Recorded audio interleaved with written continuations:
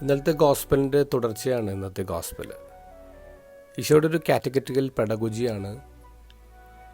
ഒരു നിയമത്തെ എല്ലാവരുടെ മുമ്പിൽ വെച്ച് ലംഘിക്കുക, ആൾക്കാരെ പ്രൊവോക്ക് ചെയ്യുക, എന്നിട്ട് പിന്നെ അതിനെക്കുറിച്ച് എക്സ്പ്ലനേഷനും അതിനെക്കുറിച്ച് പുതിയ പാഠങ്ങൾ പഠിപ്പിക്കുക എന്നുള്ളത്. ഇന്നലത്തെ ഗോസ്പലിൽ ഈശോ തളർവാദ രോഗിയെ സുഖപ്പെടുത്തി കഴിഞ്ഞപ്പോൾ നീ എഴുന്നേറ്റ് പൊയ്ക്കോ എന്ന് പറഞ്ഞാൽ മതിയായിരുന്നു. പക്ഷേ ഈശോ നീ എഴുന്നേറ്റ് എൻ്റെ കിടക്ക എടുത്തുകൊണ്ട് പോകാൻ പറഞ്ഞു. അവൻ കിടക്കുകയും ചുവന്ന് ദേവാലയത്തിലൂടെ പോകുന്നത്. അപ്പോൾ അവിടെയുള്ള മോറൽ പോലീസുകാർ പിടിക്കുകയാണ്. കാരണം സാബത്ത് ദിവസം ഭാരം പാടില്ല. അപ്പോൾ അവർ ചോദിച്ചു, ഇതെന്താ നീ ചെയ്യുന്നത്? അവൻ പറഞ്ഞു, ഇത് ഞാനല്ല, എന്നെ സുഖപ്പെടുത്തിയവനാണ് എന്നോട് പറഞ്ഞത്. അങ്ങനെയാണ് അവർ ഈശോയുടെ അടുത്തേക്ക് അന്വേഷണം എത്തുന്നത്. ഈശോയോട് അവർ ചോദിക്കുന്നത് എന്തുകൊണ്ട് സാബത്ത് ലംഘിച്ചു എന്നുള്ളതാണ്.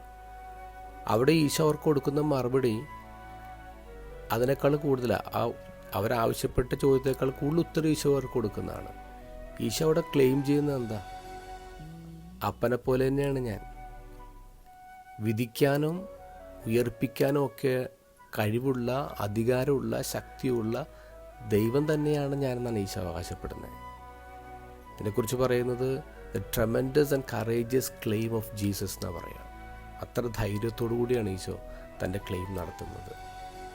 അത് പുതിയ നിയമത്തിൻ്റെ മാത്രമല്ല, നമ്മുടെ വിശ്വാസത്തിൻ്റെ ഒക്കെ ബേസാണ്.